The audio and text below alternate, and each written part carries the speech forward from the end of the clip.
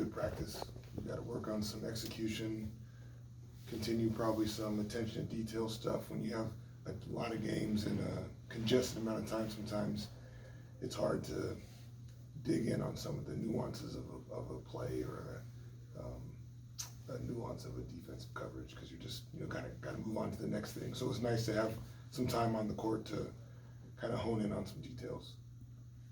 No sold on tonight, obviously, but are you pretty optimistic he might be able to play in the next game? It feels like it's soon, yeah. If it's not Tuesday, it'll be really soon, but he's done a really good job with his body staying in shape and conditioning and stuff, so hopefully he'll hit the ground running here with us soon. And Devin's still coming off the bench and everything? Yeah, still. Is he on any kind of minutes limit, hard and fast, or is it just kind of?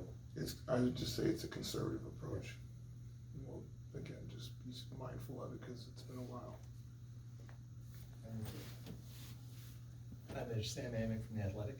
Nice to meet you. Nice to meet you. Just a big picture question for you, and I know you get asked a lot, but when Coach Pop starts dealing with his medical situation, basketball-wise, how has the process been? And just telling your guys, listen, we all know we want the best, and you got to compartmentalize this, but let's get back to playing ball. I think you're 8-6.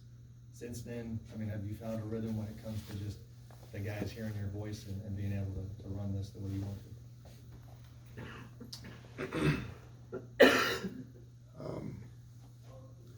I think it's definitely different how I have to use my voice, but I do think we have always done it as a group, so it's really now more me learning how to manage certain situations differently in terms of allowing other coaches to maybe take some of the responsibility or use their voice in a way that I may have in the past, because I know now I have to use my voice in a different way. But other than that, I really don't think there's a ton of change, but I understand from optics it's... Sure. We don't see communication behind the scenes, and the results, are pretty good.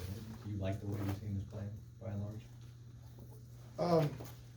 I think we're happy with where we're trying to grow into. We have had a little bit of an uneven start just with the roster changes in terms of who's been available, and I think we've had a lot of guys step up. I don't think we do feel, though, that we are hitting on all cylinders or are peaking out or anything like that. So on one end, we feel good that we have shown some resilience, I think, with things that have happened circumstantial-wise, but a lot of room for improvement.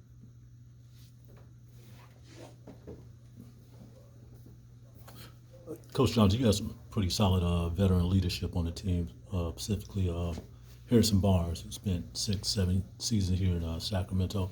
What is it like, working with Harrison?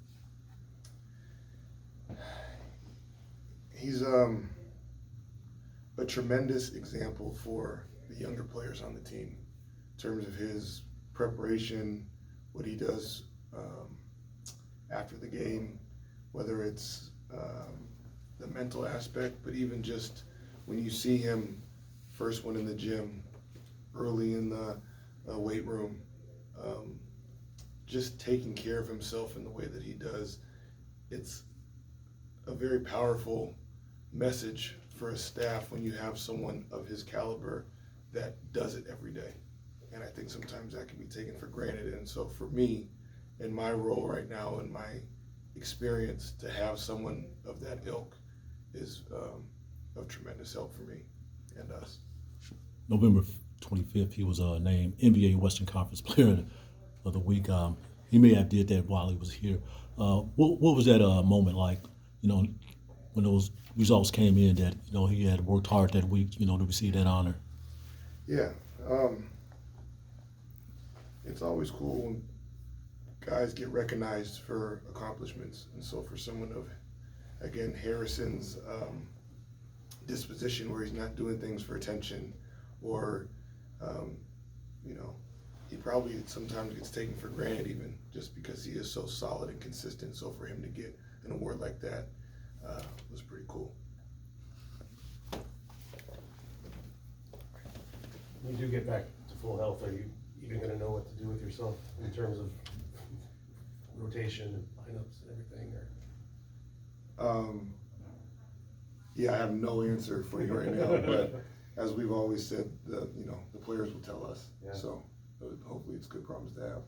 And I know tonight's not one of those NBA Cup games, but your team has controlled its own destiny there. Has that been a good process for this group to have something to play for, as far as maturing and that sort of thing?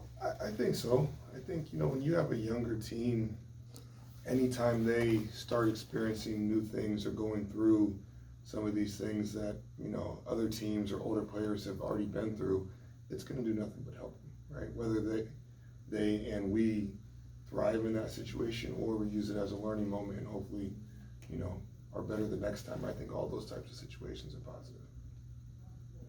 Anybody else? Thank you. Thanks. Thanks, man. Thank you.